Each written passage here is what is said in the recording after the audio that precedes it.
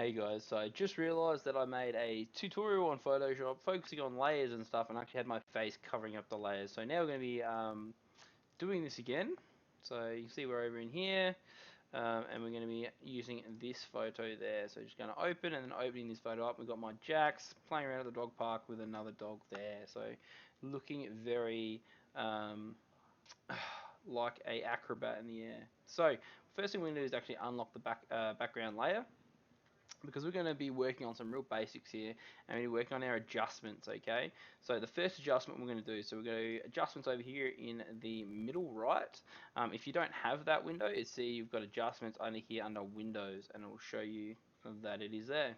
So the first thing we're going to alter is the brightness, and you see here that it creates a new layer for you, that it's masking over the brightness. So if we start altering the contrast, turn that up a little bit, you see blacks get blacker, browns get browner, greens get greener, etc, etc. Brightness is to the whole image, gets brighter or darker.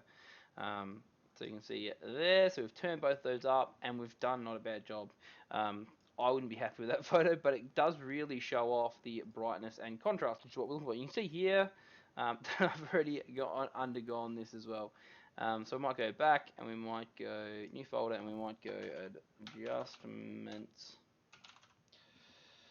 V2. And we'll open that up and we'll save this as brightness and contrast. Now, one of the students in my very early beginner courses, they do this, they run through and they create a portfolio of these different adjustments. So that's why I'm showing you how to save these as well. So turning that eyeball off though, you can see there, adds or removes that mask over this layer, just like the other layers. Depending if it's under or over, it depends if it'll show. So you can see there, having that under it won't show it because we've got this over the top. Okay. So now I've turned that eyeball off though, we can then go over and we use a different adjustment. So having our layer 0 selected, going over here, and we're going to move on. So we've just done brightness and contrast. So now we will do, just bring up my notes here. We're going to do black and white, which is probably the easiest one. So coming over here to black and white and applying that. You see there. Now the beauty of this though as well is you kind of are focusing in on, say, my dog's face here, where he's got brown paws and a bit of brown around his muzzle. You can see here when I alter this, it makes it brighter or darker, as well as the mud all around. But you can see that's targeting the red, so brown is part of having those red selections, and then green has a bit of the yellow. So you can see there how that all alters. So I could turn that all the way up. I could turn this a little bit down, and that looks very, very different, which I actually kind of like. So I'm going to save that. So File, Export, quick save as PNG. I'm going to save that as black and white. So then, as before, turning that off. We can even turn them both on, and it gets a bit different, but turn those both off. So now we're going to be having a look at color balance. Now, this actually used to be a little bit different before they did an update, which is one of the reasons that I want to play around with this as well. So you can see here, we've got our color balance. I'm just going to move that to the top. I like to keep these in order. And if I start changing these around, it changes the overall color. So adding a bit of a blue tint to things actually doesn't look too bad. We've got green there as well, making it like that. So you can change that around and change the color balance over the top. So that's all done there.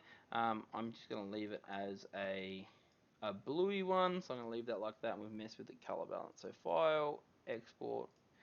What I actually used to do was do a little bit more just with the, whoops, what did I do then? File, Export, quick export, rename that, color balance, save. Alright, it used to do a little bit more with the actual colors in the image, not just like overlaying it. So that's why it's important to show that off as well. Now my favorite one that we're going to do, so pressing the eyeball, so we're not selecting that again. We're going to do hue and saturation, which is my favorite. You start changing these and it just makes everything look so different. We're going to not mess with the lightness. We've already kind of done that before with the, what am I trying to say, with the, what's it, brightness and contrast, which is basically just what this is. They're making it just changing how light it is. So let's put that back. You can also change the values by like numerically over here on the right, but we're just going to focus on hue and saturation. So if I turn the saturation all the way up, and we're just messing with exactly what colors are being made luminescent. So we might leave it there. Bit of purple. Purple's cool. Red trees, purple everything else. I like it. So file, export, quick export as PNG, hue and saturation. And save that. Turn that eyeball off. Final one we're going to do is vibrancy and saturation. Now both of these are to do with the color. So as with lots of the other stuff, sorry. So when we open up vibrancy, vibrancy and saturation. Vibrancy is the how bright the color is. So you can see there it actually goes almost black and white and really dull. Go all the way up, it gets really, really colorful. And the saturation of that color is how saturated and how solid the color looks. So if I go like that, instead of turning both up, really luminescent greens, really reddy browns, and kind of light steel blue kind of blacks there. So you can see how that's turned that up so far. I'm actually going to keep that like that and go File, Export, Quick Export as PNG. I'm going to save that as Vibrance and Saturation. And save that. So now we've tried all those different adjustments on there. There's some other ones here. By all means, have a play. Those are some of the main ones that I just like to mess around with. But the next thing we might do is just show you a little bit more of targeted adjustments. If I use here the quick selection tool and I select Jacks, alright, select all these paws and legs. Hopefully if you guys do this, you're going to be a little bit more selective. I don't want to make this video go for too long. Just trying to be very selective, get a nice edge to what you're trying to select. Don't miss anything, don't include anything you don't need. Even in those little spikes on the collar, a little bit of his ear that had gone a little bit more to the background rather than the foreground. So you can see there we've got a nice edge all the way around. Now this is what I'm saying targeted adjustments, because I've now selected Jax. Oh, I've missed the inside bit of his ear there, got all of him. Alright, so now I can select something to change. If I go to, and I really want him to stand out, I can go to hue and saturation and really saturate the colors up. Might turn him down a little bit. Might even change him so it looks like an absolute menace. It's going to be blue. Now you can do that, and that kind of shows how you can targetedly adjust things.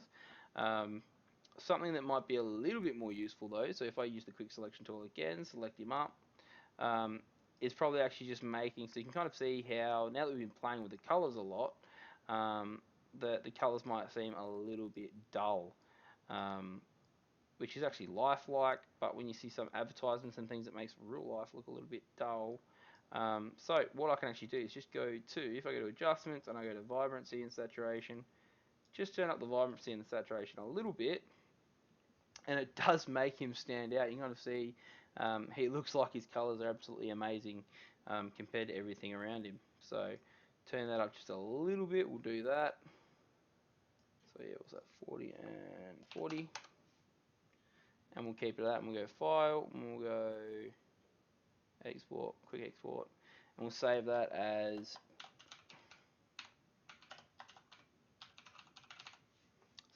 target adjustment.